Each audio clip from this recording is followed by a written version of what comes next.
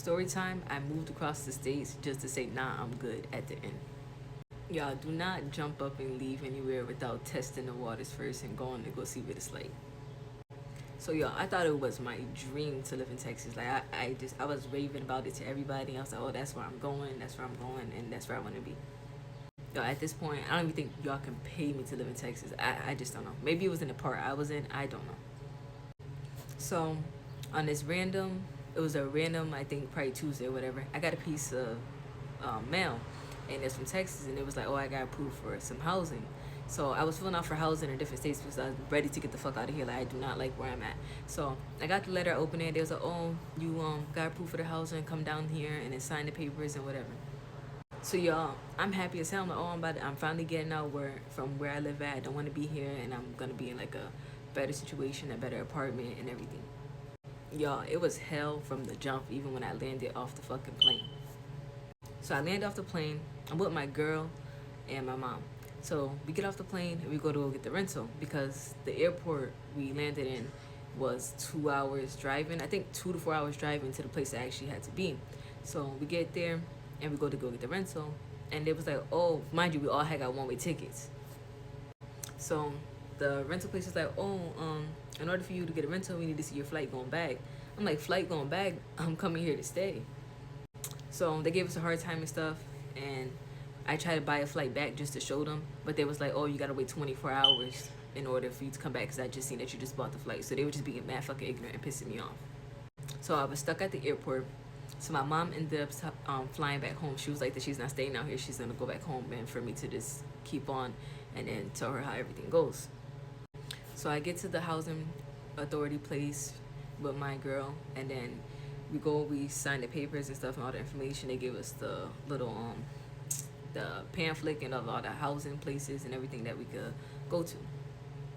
Why the fuck every apartment on that bitch ugly as hell, old ass cabinets, outdated? Like, bitch, I could have stayed where the fuck I was at. So there was a mix up with some paperwork. I forgot what it was. I forgot what the hell we was waiting on. But they was like that it was gonna take a couple days. I'm like, a couple days? I'm already out here. I don't know nobody out here. I don't know where the hell I'm at. There's like nowhere we can go.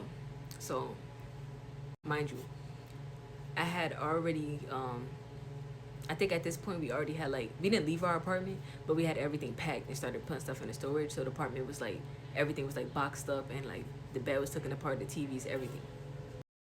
So the lady was like, oh, we provide like call these people. She gave me a list of numbers. She was like, call these people and then they can give you a hotel until like the paperwork is done in the housing. I guess because it was like a thing, they had to be closed for a week or so. So I called all those people on the list. None of them were fucking helping. Guess where the hell we had to end up going, y'all? To a fucking shelter. And let me tell you, I don't know, props to everybody who does it, but I just can't ever again. Like, imagine you in a shelter and it's just around crackheads, weirdos, nasty ass food, all types of shit. So first day we get there off rip, the guys are already fucking being nasty. They're freaking like me. You see me, I'm a host up. What are you doing? But they would sit there and be flirting and saying nasty ass stuff while we walking by and all types of shit. Just no. So then there's this one girl there, y'all. I'm telling you, she was like in her 30s or something, but she thought she ran the whole fucking building.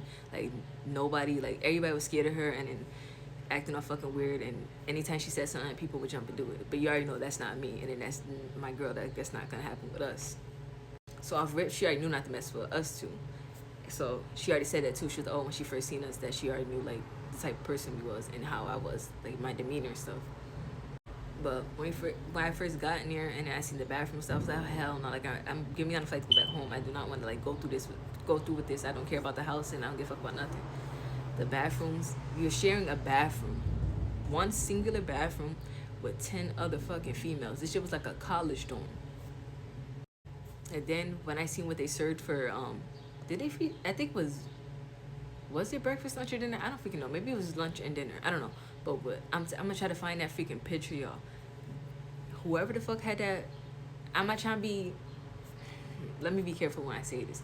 I'm not trying to say anything about y'all race or anything, but they had this old white lady in there working, and then you could just tell by looking at the food, there's no seasoning, there was no love put into that, and plus everybody said that shit was nasty as hell. So I never once, I would think I was there for about a month, or was it 2 months? I don't know, But I never that whole time ate anything from there. So the whole time me and my girl was there, we was eating it was either food off food stamps or we was constantly ordering food to the shelter, and that's how we was eating. Like there were some cool people there, and I feel like it was a good experience to see everybody's different story. But y'all, the rules were so fucking annoying. You had to be up like at 6 a.m. They come banging on the door, turn the lights on. Everybody got to be up and dressed at 6. Your bed has to be made a certain way, or you get a fucking complaint. You can get kicked out. So imagine waking up at 6 automatically every day. Your bed has to be made, and or you get checked off the list. And every Sunday it was mandatory you had to go to church, or you'll be kicked out.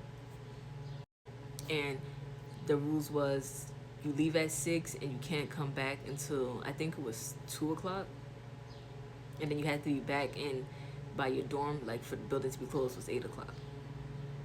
So me and my girl became friends with one of the people that worked there. So we didn't want to be outside because obviously where the fuck are we gonna go? We don't know nothing out here. So we had to, our job was to paint the inside of the shelter, and we could stay in for the whole day. So we used to do that with him all the time. He was mad cool. He was mad funny. And then this is when we started looking for apartments and stuff. We went and started touring. Y'all, when I tell you, bathroom size like this, no lie, this is the bathroom, and your kitchen was probably only 2 times bigger than that. And then the whole outside of the freaking apartment complexes and buildings look fucking crazy. Yeah, so I started getting discouraged and shit. I was like, I'm just ready to go home. I just deal with what I deal with back where I live from and stay in that fucked up apartment because this is too much for me. So we did end up going back home. We had to, this is how we had to go back home, y'all, because we were so far out in Texas. We had to get on the Greyhound to take it to the airport, and then the train. Actually get on the Greyhound to the train station, then take the train to the airport, and that's how we ended up coming back home. And I'm still back home in this fucked up apartment that I can't wait to get the fuck out of. But yeah, but I plan on leaving again, so y'all can get that next story time of where I jump up and leave to next, because one thing about me, I'm gonna just keep jumping up and exploring until I find out where the fuck I need to be. My dumb ass, I almost forgot to tell y'all, this is why I didn't like Texas and why I've never gone back living. Y'all, I got burnt as hell within the first week of being there. Every day outside, it was like 100 fucking degrees, y'all. Like, you could not stand outside. You had to go find somewhere to stand in with AC. And the part I was in, it was Midland. So it's just dry heat where everybody is in the oil field. So mind you, out there is dry as hell. Like, every time you went outside, your skin is burning from the sun. You feel mad dehydrated. It was just like, it was a no for me.